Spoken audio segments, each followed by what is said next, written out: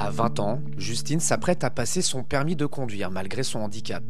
Un moment très important de sa vie que sa famille a pu préparer grâce à l'accompagnement de la Maison départementale des solidarités et de l'insertion d'Albert.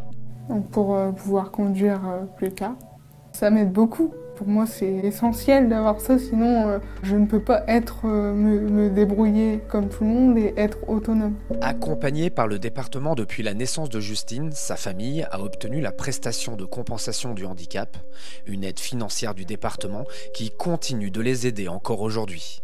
Cette aide financière a permis que mon épouse a arrêté son travail et était à la maison en permanence pour s'occuper de Justine, parce que voilà, il faut accompagner. Là, Justine a 20 ans, on voit qu'elle commence à avoir l'autonomie, parce qu'on a bénéficié d'adaptations dans mon logement, les adaptations du véhicule pour elle conduire. On voit que justement cette aide nous conforte dans l'avenir, quoi. Je sais qu'elle aura toujours des aides. La PCH s'obtient sur dossier rempli à la MDSI ou à la Maison départementale des personnes handicapées.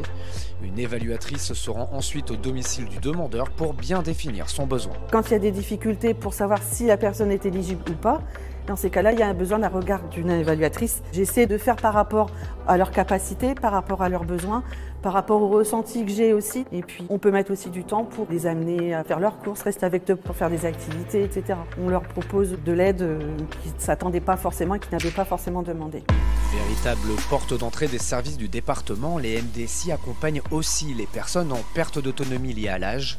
À 62 ans, M. Tricot vient d'obtenir un auxiliaire de vie grâce à l'aide personnalisée d'autonomie. J'ai fait 13 semaines d'hôpital. Quand je suis rentré chez moi, j'étais très faible et tout, et j'avais besoin d'avoir une aide.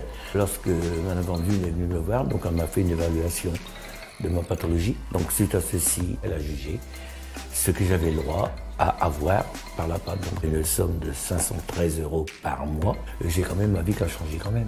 Je suis quand même plus heureux comme je suis aujourd'hui. Accessible aux plus de 60 ans, l'APA permet de payer totalement ou en partie l'aide d'un auxiliaire de vie. Une aide à domicile qu'on peut embaucher soi-même ou en passant par une société de services.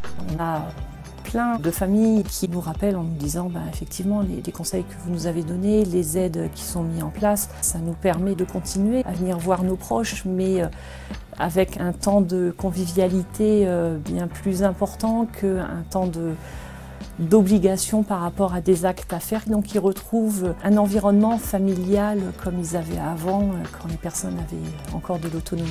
Des aides qui peuvent évoluer en fonction de la vie ou des besoins de l'usager.